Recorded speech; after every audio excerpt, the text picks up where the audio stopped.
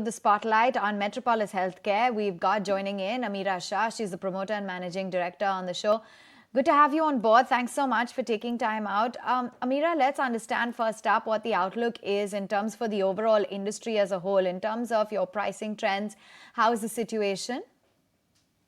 The situation is actually has turned more positive, I would say, this year. The last year or so, there's been a lot of talk around a lot of competitive intensity in the industry. And I think what investors and otherwise have understood that while, yes, the intensity has increased, the incumbents are in the strongest position to continue to grow and lead. Because with healthcare, trust and credibility is very important. So we are continuing to see for Metropolis specifically volumes rally back to pre-COVID levels. We are seeing our core revenue grow again closer to pre-COVID levels, and margins remain largely intact as well. So I think generally things are moving in a more positive direction, and I think we'll continue to see that over the next few years. Right. Ameera, so what's the plan with, how pricing is going to pan out? Are we going to see more price hikes? How do you assess the situation currently in terms of how much more headroom could there be? See, pricing, even if you look at pre-COVID, every company actually had their own pricing cycle. So unlike some industries which are commoditized and you see everybody increase price at the same time, that's not the case in healthcare. So, for example, if Metropolis chose to do something in 2018, it doesn't mean necessarily that we would do another price increase in 2019. We may wait till 2020 to do something, and we would have our own month and our own pricing cycle from a MRP basis, right? And therefore, I think we are looking at 2024 as a year where we would look at pricing because we haven't really done anything in 2023. Or in last we had done it was, I think, Jan 2022. So there's certainly an opportunity at hand for us. And I think some of the other players in the industry, I know one of the other players did it in 2023, so they may or may not have an opportunity next year. So like that, each person will have their own cycle. Now, when you look at the B2B business, which actually does not operate on MRP, but it operates more on net rates, then it depends on your brand strength and how much you are planning to discount from a B2B basis, and therefore what your net rates are. And this is where actually the competitive intensity has been strongest in certain categories of tests, where we have seen discounting increasing over the past couple to 3 years. Again, Metropolis, because of its brand strength, has been able to largely control the too much pressure on discounting.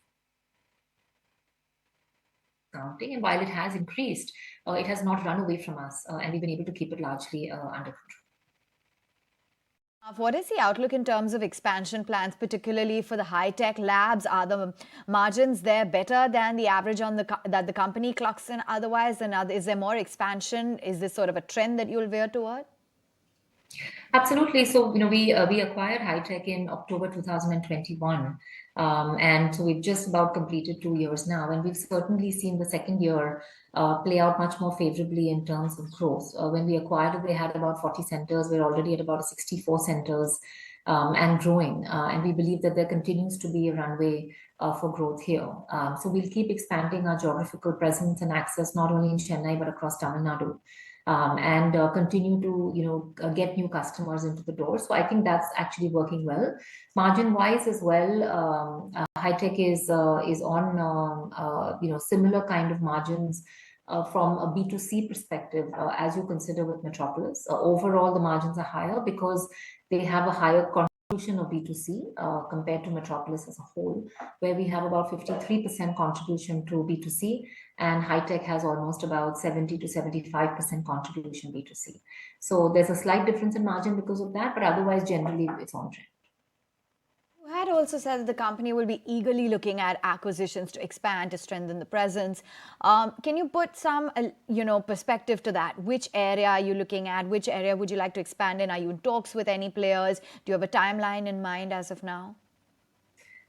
So no, nothing at this point which is a certain or timeline linked at all. So difficult to comment on that. But I think generally we've seen in the past 10, 15 years, we've seen a bunch of new companies come into the healthcare, the diagnostic space, and try to become sort of leaders in the space in some niche or the other. Having said that, all these companies actually are either breaking even or making losses. But so therefore they growth has come at a cost of the bottom line. And it's not one of those businesses where you think that, oh, like Amazon or like a Flipkart, that you can keep acquiring consumers and at some day you'll make a 2-3% profit. This is not how our business functions. So, if you're not making money today, it's unlikely that you're going to make money in the future or anything significant compared to the rest of the industry. So, there are many zombie companies like that in the industry where investors or the existing investors are not wanting to fund further.